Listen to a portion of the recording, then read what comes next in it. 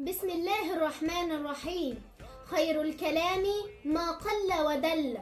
أنا عارفة إن كل مشاهدية ومتابعية على مستوى العالم كله منتظرين مني الفيديو اللي هتكلم فيه عن الحاج إبراهيم العرجاني اللي هو رئيس اتحاد القبائل العربية. أنا بقول لأهل سينا لكم مني كل الشكر والتقدير والاحترام، وكلكم على راسي من فوق، فلكم مني السلام يا أهل السلام. وقبل ما ندخل في موضوع الحاج إبراهيم العرجاني تعالوا نشوف الفيديو ده.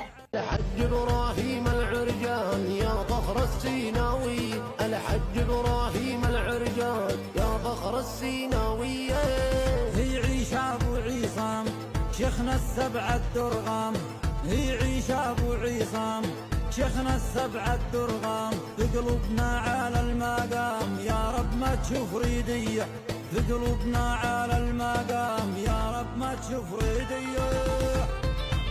سمعتوا يا مشاهدية ايه الغنية الجميلة ديت؟ ده مفيش بيت الا ودخلته، وكمان عدت اغنية تسلم الايادي. ده حتى الريس ما سمعناش له اغنية زي ديت. والاجمل من دي كله هو الموكب اللي مفيش اي رئيس امريكي عمل زيه.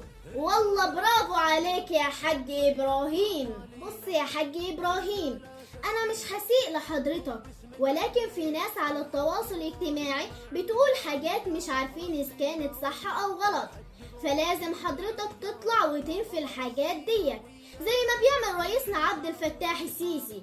اول ما بيسمع اشاعات بيطلع فورا وبيوضحها لكل الناس.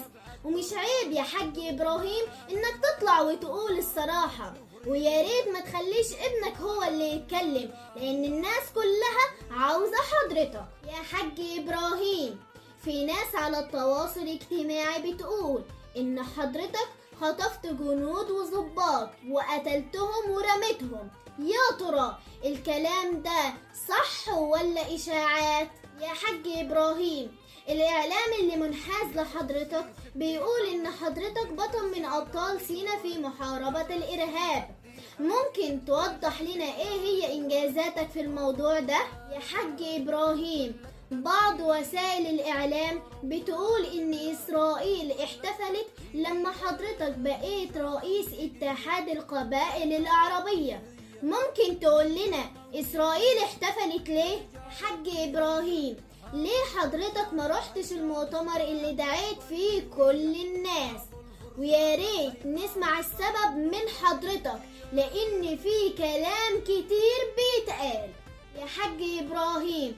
في واحد قال في المؤتمر اللي انت عملته انك هتعرج باهل سينا للسماء، وانك هدية الله في ارضه.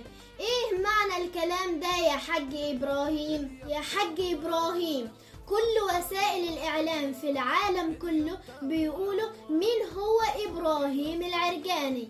حتى الطلاينة هنا في ايطاليا بيسألوني مين هو ابراهيم العرجاني، وانا مش عارفة مين حضرتك. فياريت تعرف نفسك لكل الناس وترد على الاشاعات اللي موجودة على التواصل الاجتماعي. وارجو من كل مشاهدية ومتابعية انهم ما يكتبوش اي تعليق فيه اساءة للحاج ابراهيم العرجاني، لان انا قلت كل اللي انتوا عاوزين تقولوه. وما تنسوش تعملوا شير ولايك للفيديو علشان الفيديو يوصل للحاج إبراهيم العرجاني. وكانت معكم مريومة الغلابة عاشقة تراب مصر من إيطاليا.